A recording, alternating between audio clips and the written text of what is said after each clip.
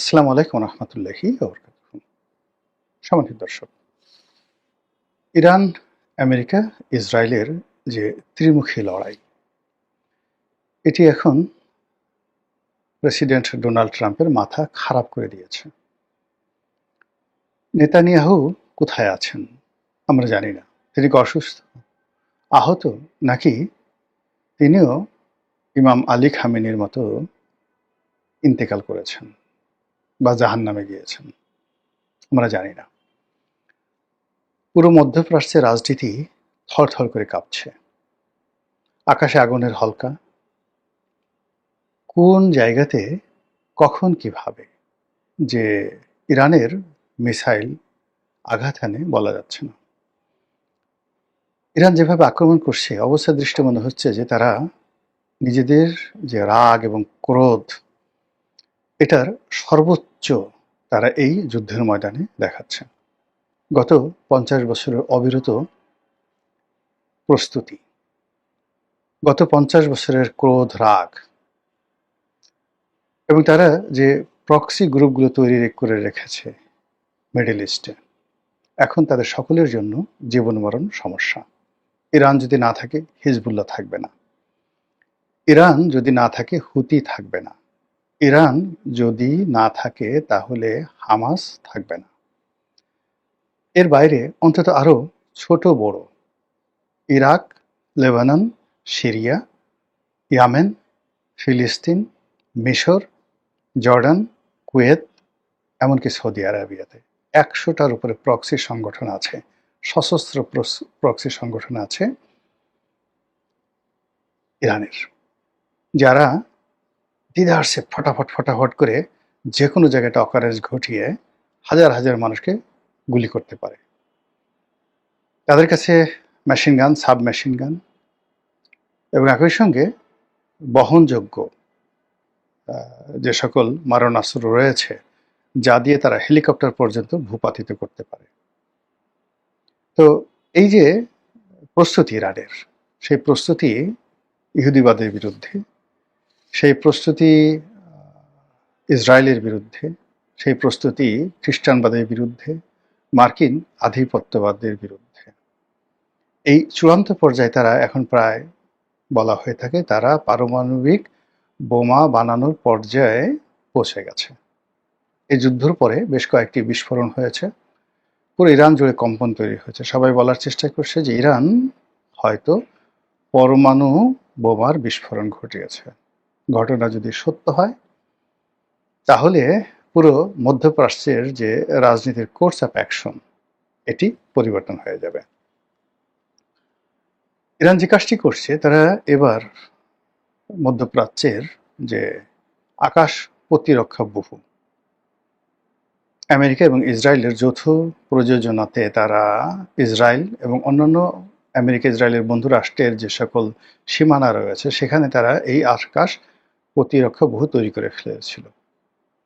এবং এই প্রতিরক্ষা বহু ভেদ করে ইরানের কোনো ক্ষেপণাস্ত্র ওই দেশে প্রবেশ করতে পারবে না, এরকম হম্বিতম্বি তারা করেছিল। সেই পুরো প্রতিরক্ষা বহু ভেঙে ফেলেছে।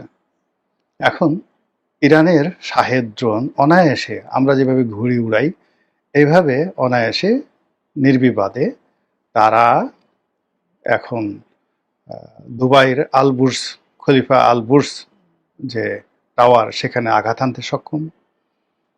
তারা রিয়াদের হোটেল রিস কার্লটনে আঘাত হেনেছে। তারা সৌদি আরামকো তেল কোম্পানিতে আঘাত হেনেছে। এইভাবে আমেরিকার 17টি যে বেজ আছে ইরানকে কেন্দ্র করে, সব কিছু তছনছ করে দিয়েছে। এবং তাদের যে আক্রমণ, আমেরিকা এবং ইসরায়েল যে আক্রমণ, সেটা তারা যেভাবে ইরানের উপর বাড়িয়েছে, একই গতিতে ইরানও বাড়িয়ে দিয়েছে। মধ্য থেকে ইরান যে কাজটি করেছে, তাদের কৌশলগত যে পোতাশ্রয় রয়েছে হরমুজ প্রণালী, এটা বন্ধ করে দেওয়ার কারণে পুরো তেলের বাজার, সারা পৃথিবীতে পেট্রোলিয়ামের বাজার মানে লাগামহীন হয়ে গেছে। এবং এই যুদ্ধ যদি 1 মাস চলে, হরমুজ প্রণালী যদি মাত্র 1 মাস বন্ধ থাকে, আপনি নির্ঘাত ধরে নেন তেলের মূল্য এখন যা আছে বাংলাদেশে বা পৃথিবীতে, এটা 3 গুণ হয়ে যাবে, জাস্ট 3 টাইমস। শুধু তাই নয়, অন্যান্য যে সকল কেমিক্যাল রয়েছে, পেট্রোলিয়াম বাই প্রোডাক্ট রয়েছে, মানে পেট্রোলিয়াম থেকে যেগুলো তৈরি হয়, যেমন পিভিসি প্লাস্টিকের যে রেজিনগুলো তৈরি হয়, এলএনজি তৈরি হয়। তো এই যে এলএনজি, তারপর শেষে ফার্নেস অয়েল তৈরি হয়। এই জিনিসগুলো হাহাকার লেগে যাবে সারা দুনিয়াতে। সারা দুনিয়াতে মোবিলের ঘাটতি পড়ে যাবে, মোবিল পাওয়া যাবে না। তো এরকম একটি অবস্থায় আমেরিকা কি করবে? আমেরিকা ইতিমধ্যে যে ক্ষয়ক্ষতি হয়েছে, গত 50 বছরও আমেরিকা সেটা উপার্জন করতে পারেনি এই কদিনের যুদ্ধে। তারা সর্বশক্তি, তাদের যে দাপট, মানে আব্রাহাম লিঙ্কন নামে তাদের যে একটা পারমাণু চালিত যুদ্ধজাহাজ ছিল, এটায় আঘাত হেনেছে ইরান, এবং এটা এমনভাবে ক্ষতিগ্রস্ত হয়েছে যে এটি আর সমুদ্রে ভাসিয়ে রাখা যাচ্ছে না। এটি এখন সেখান থেকে ভূমধ্যসাগর থেকে সরিয়ে নিরাপদ জায়গায় আনা হচ্ছে মেরামতের জন্য। তাদের অন্যান্য যে যুদ্ধজাহাজগুলো, সেগুলো কাজ করছে না ঠিক মতো। বিরাট আর একটি যুদ্ধজাহাজ, মানে সেটার পুরো টয়লেট সিস্টেমটা নষ্ট হয়ে গেছে। এখন যারা সেখানে প্রায় 8,000-এর মতো সৈন্য আছে, সেই 8,000 সৈন্য মানে ঘন্টার পর ঘন্টা দাঁড়িয়ে থাকে টয়লেট করার জন্য। এরকম একটা অবস্থা তৈরি হয়েছে সেখানে। মানে প্রাকৃতিক বিপর্যয় যাকে বলে, খোদার গজব যাকে বলা হয়, সেই জিনিসগুলো ইরানের জন্য তৈরি হয়েছে। এদিকে একজন বলতেছে ডোনাল্ড ট্রাম্পের শরীরে পছন্দ হয়েছে, রীতিমতো কুষ্ঠ হয়েছে, তার চামড়া নষ্ট হয়ে গেছে। এবং একটা ভিডিওতে দেখলাম যে সে এমনভাবে হাঁটছে, অনেকটা মাতালের মতো তারা ঘুরে পড়ে যাচ্ছে। সব মিলিয়ে আমেরিকার যারা পররাষ্ট্রমন্ত্রী আছেন, স্বরাষ্ট্রমন্ত্রী আছেন, তারপরে প্রতিরক্ষা মন্ত্রী আছেন, তাদের কথাবার্তা এলোমেলো হয়ে গেছে। এরা মানে আমেরিকার যারা জনগণ রয়েছেন, তারা এখন ডোনাল্ড ট্রাম্পকে দায়ী করছেন। তার যুদ্ধ করার ক্ষমতা কমানোর জন্য ওদের পার্লামেন্ট, যেটা মার্কিন কংগ্রেস, তারা বিল আনছে যে ইসাকলি প্রেসিডেন্ট কংগ্রেসের অনুমতি ছাড়া যুদ্ধ ঘোষণা করতে পারবে না এবং যুদ্ধের আয়োজন করতে পারবে না। তো এই বিষয়গুলো এখন আমেরিকাতে ব্যাপক পরিবর্তন হচ্ছে, আর লক্ষ লক্ষ মানুষ হয়তো আর কদিন পরে রাস্তায় নেমে আসবে। এবং ইতিমধ্যে গত এই 4 দিনের যুদ্ধের ফলে সেখানে তেলের দাম গত 20 বছরে যেটা বাড়েনি, এইবার সেই তেলের দাম তারা বাড়িয়ে দিয়েছে সরকার। তো এই অবস্থাতে ডোনাল্ড ট্রাম্প কি করবেন? তিনি কি করজোড়ে ক্ষমা চাইবেন? তিনি কি এই যুদ্ধে ইরানের কাছে আত্মসমর্পণ করবেন? ইরানের যে ক্ষয়ক্ষতি হয়েছে সেটার ক্ষতিপূরণ দেবেন?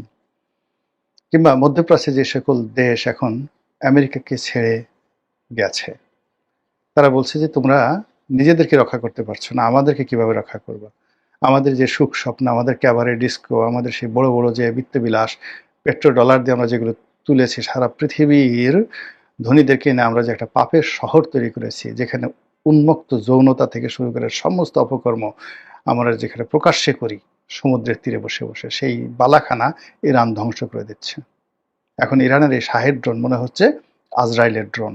আমরা যে পৃথিবীতে অপকর্ম করেছি আমেরিকানদের কবলে পড়ে, সেই অপকর্মের শাস্তি আমরা পাচ্ছি। আর তোমাদের সাথে নাই, আমরা এখন ইরানের সাথে আছি। এইভাবে অনেকে রণে ভঙ্গ দেওয়ার চেষ্টা করছে। আবার এই যুদ্ধের ফলে যদি ইরান জিতে যায়, তাহলে মধ্যপ্রাচ্যের দেশগুলো ইরানের আনুগত্য করবে, অথবা তারাও এইভাবে পরমাণু যুদ্ধ শুরু করবে এবং একই সঙ্গে নিজেদের সামরিক ভান্ডার তারা শক্তিশালী করার চেষ্টা করবে। পুরো মধ্যপ্রাচ্য শেষ এই যুদ্ধের ফলে। আর অন্যদিকে ডোনাল্ড ট্রাম্প, মানে সে যদি এই যুদ্ধে পরাজিত হয়, তাকে ক্ষমতা হারাতে হবে, নেতানিয়াহুকে ফাঁসিতে চলতে হবে। কাজেই তারাও কিন্তু মরণ কামড় দেবে। এবং এটি ইতিমধ্যে তারা বলে ফেলেছে যে তারা সেখানে স্থল অভিযান চালাবে, যেভাবে ইরাকে তারা শূন্য সমাবেশ ঘটিয়েছিল। আপনাদের মনে আছে যে তখন প্রায় 4.5 লাখ রিপাবলিকান গার্ড ছিল, দুধর্ষ রিপাবলিকান গার্ড। তো সেই রিপাবলিকান গার্ডদের মোকাবেলা করার জন্য আমেরিকান সৈন্য সেখানে স্থল অভিযান চালিয়েছিল। এই একই স্থল অভিযান তারা ইরানে চালাতে চাচ্ছে। এটা নিয়ে আলোচনা। ইরানে কি স্থল অভিযান চালানো সম্ভব? না, কোনো অবস্থায় চালানো সম্ভব নয়। ইরানের যে অস্ত্র আছে, শস্ত্র আছে, গোলা বারুদ আছে, যে ভূমি আছে, এখানে 10 লাখ কেন 15 লাখ 20 লাখ সৈন্য যদি সমাবেশ করা হয়, ইরানের এই বিশাল ভূখণ্ডে তারা হারিয়ে যাবে, মরুভূমির বালির মধ্যে চাপা পড়ে যাবে। যে পর্বতমালা রয়েছে, জাগ্রেব পর্বতমালা রয়েছে, জাগ্রোস পর্বতমালা রয়েছে, সেই জাগ্রোস পর্বতমালা, সেখানে পৃথিবীর প্রথম ছাগল, মানে যাকে বলা পাহাড়ি ছাগল, আপনি দেখেন ওই যে পাহাড়ে উঠে উঠে লাফায় লাফায় যে পাহাড়ে যে ছাগল উঠে, সেই ছাগলের আদিভূমি এই জাগ্রোস পর্বতমালা। এবং এখানের অনেকগুলো পর্বতমালা রয়েছে ইস্পাহানের কাছাকাছি, যেখানে অনেক সন্ত্রাসী গ্রুপ 200 বছর 300 বছর তাদের মধ্যে অ্যাসাসিনেশন একটা গ্রুপ ছিল। 300 বছর পর্যন্ত পুরো পৃথিবীকে তারা ডমিনেট করেছে। ওখান থেকে যারা একটা স্লিপ পাঠাতো যে অমুক রাজদরবারে রাজাকে হত্যা করা হবে, সেই রাজদরবারে কান্নার রোল পড়ে যেত। কিন্তু একমাত্র হালাকু খানি সেই তাদেরকে দমন করতে পেরেছিল। এছাড়া 300 বছর ওই দুর্ভেদ্য পাহাড়ি অঞ্চলে তারা লুকিয়ে থেকে সারা পৃথিবীকে তছনছ করেছে। এটা হলো ইরানের এমন একটা ভৌগোলিক অবস্থান, সেই ভৌগোলিক অবস্থান কারণে সেখানে যারা বসবাস করেন তারা প্রকৃতিগতভাবে ন্যাচারাল যে জাস্টিস তারা পান, ন্যাচারাল প্রোটেকশন তারা পান। সেই প্রোটেকশনের কারণে ইরানের সঙ্গে স্থল যুদ্ধ করা কোনো অবস্থায় সম্ভব নয়। তারা সৈন্য সমাবেশ করতে পারে, তাণ্ডব চালাতে পারে, জাস্ট লাইক আফগানিস্তান। তো আফগানিস্তানের ভূমি যে বৈচিত্র্য, সেই ভূমি বৈচিত্র্যের চাইতে 1,00,000 গুণ বৈচিত্র্য এবং দুর্গম ভূমি হলো পারস্যের ভূমি। তো আফগানিস্তানে যদি আমেরিকার ওই অবস্থা হয়, তা ইরানে কি হবে বুঝতে পারেন ব্যাপারটা। আফগানিস্তান ছোট দেশ, তার সঙ্গে সঙ্গে লোক সংখ্যাও কম, অর্থনৈতিকভাবে প্রযুক্তিগতভাবে তাদের কিছুই ছিল না। তারা শুধুমাত্র পাহাড়ের ভিতরে গুহায় লুকিয়ে থেকে সেই রাইফেল বা AK-47 হাতে নিয়ে তারা সেই হাতাহাতি যুদ্ধ করেছে। এটাই আমেরিকা সামাল দিতে পারেনি। আর ইরানের যে প্রযুক্তি, ইরানের যে ঐতিহ্য, ইরানের যে জনগোষ্ঠী, তাদের যে প্রক্সি গ্রুপ, এর সাথে 20 লাখ সৈন্য নিয়ে তারা যদি ওখানে যায়, 20 লাখ সৈন্যের একটাও ওখান থেকে জীবন নিয়ে আসতে পারবে বলে আমার কাছে মনে হচ্ছে না। তো কাজেই ইরান প্রকৃতিগতভাবেই অজেয়। আল্লাহ রাব্বুল আলামিন কিছু কিছু জায়গা অজেয় করে রেখেছেন, যেটা কেউ মানে কখনো আক্রমণ করে তাদেরকে পরাভূত করতে পারেনি। অনেকগুলো জায়গা রয়েছে, তার মধ্যে ইরান প্রধানতম।